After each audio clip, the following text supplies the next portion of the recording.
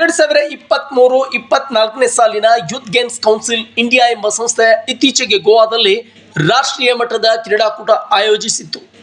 ಈ ಕ್ರೀಡಾಕೂಟದಲ್ಲಿ ಕಬಡ್ಡಿ ವಿಭಾಗದಲ್ಲಿ ಕರ್ನಾಟಕದಿಂದ ಕೋಲಾರ ತಾಲೂಕಿನ ಅರಶಿಣಗಿ ಗ್ರಾಮದ ಬಾಲಕಿಯರು ಪ್ರತಿನಿಧಿಸಿದ್ದರು.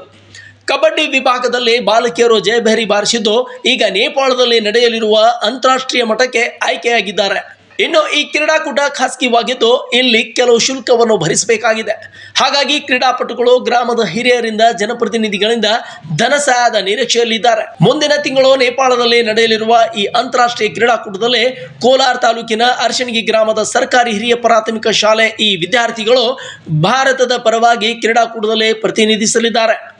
ಇನ್ನು ವಿದ್ಯಾರ್ಥಿಗಳಾದ ಈ ಮಕ್ಕಳು ಅಂಡರ್-17 ವಿಭಾಗದಲ್ಲಿ ಕಬಡ್ಡಿ ಪಂದ್ಯದಲ್ಲಿ ಜಯಭೇರಿ ಬಾರಿಸಿದ್ದು ಈಗ ನೇಪಾಳದಲ್ಲಿ ನಡೆಯಲಿರುವ ಅಂತಾರಾಷ್ಟ್ರೀಯ ಮಟ್ಟಕ್ಕೆ ಆಯ್ಕೆಯಾಗಿದ್ದಾರೆ. ಇನ್ನು ಈ ಕ್ರೀಡಾಪಟುಗಳಿಗೆ ಸರ್ಕಾರಿ ಹಿರಿಯ ಪ್ರಾಥಮಿಕ ಶಾಲೆ ಶಿಕ್ಷಕರಾದ ಈರಳ ಕುಂಬಾರ್ ಅವರು ಕೋಚರ್ ಆಗಿ ನೇಪಾಳಕ್ಕೆ ತೆರಳಲಿದ್ದಾರೆ. ಜನಪ್ರತಿನಿಧಿಗಳು ಸ್ವಲ್ಪ ಏನಾದರೂ ನಮ್ಮ ಮಕ್ಕಳಿಗೆ ಸಹಾಯ ಮಾಡಿದ್ರಂದ್ರ ಈ ಒಂದು ಮುಂದೆ 20ನೇ ತಾರೀಕಿಗೆ ಏನಪ್ಪ ನಮ್ಗೆ ರಿಜಿಸ್ಟ್ರೇಷನ್ ಮಾಡಿಸ್ಬೇಕ್ರಿ.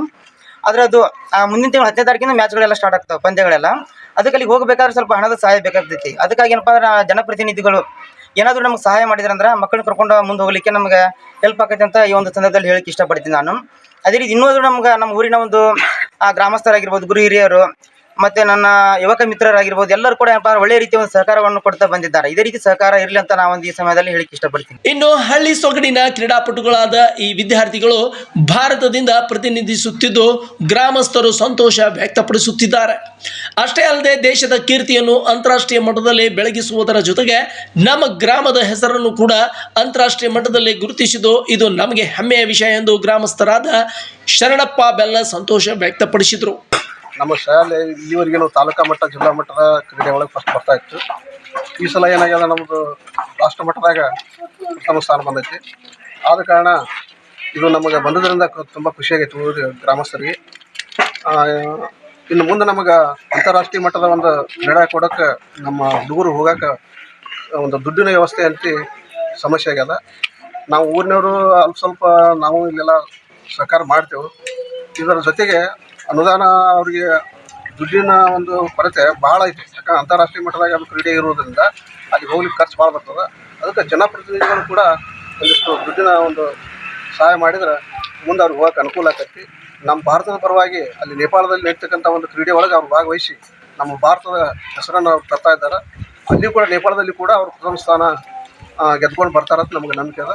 ಇದೇ ತಿಂಗಳು 20ರಂದು ಯೂತ್ ಗೇಮ್ಸ್ ಕೌನ್ಸಿಲ್ ಇಂಡಿಯಾ ಸಂಸ್ಥೆಗೆ ಪ್ರತಿ ಆಟಗಾರದಂತೆ 15,000 ರೂಪಾಯಿಯಂತೆ 10 ಆಟಗಾರರಿಗೆ ಸುಮಾರು 1.5 ಲಕ್ಷ ರೂಪಾಯಿಯನ್ನು ಮುಂಗಡವಾಗಿ ಸಂಸ್ಥೆಗೆ ಭರಿಸಬೇಕಾಗಿದೆ.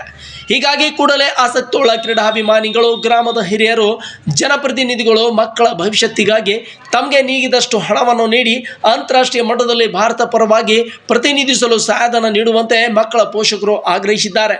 ಹೀಗಾಗಿ ಜನಪ್ರತಿನಿಧಿಗಳು ಹಾಗೂ ಶಾಸಕರಾಗಿರ್ಬೋದು, ಸಂಸದರಾಗಿರ್ಬೋದು, ಸಚಿವರಾಗಿರ್ಬೋದು ಸ್ವಲ್ಪ ಹಣಕಾಸಿನ ಒಂದು ಸಹಾಯವನ್ನು ನಮ್ಮೂರಿನ ಮಕ್ಕಳಿಗೆ ಕೊಟ್ಟಿದ್ದಕ್ಕೆ. ಆದ್ರೆ ನೇಪಾಳದಲ್ಲಿ ನಡೆದಕ್ಕಂಥ ಇಂಟರ್ನ್ಯಾಷನಲ್ ಸ್ಪರ್ಧೆಗೆ ಸ್ಪರ್ಧಿಸಿ 14 ವರ್ಷದ ಮಕ್ಕಳನ್ನ ಅಂಡರ್-14 ಅಂತಕ್ಕಂಥ ಒಂದು ಪಂದ್ಯದಲ್ಲಿ ಅವರು ಗೆದ್ಕೊಂಡು ಬರ್ತಾರೆ.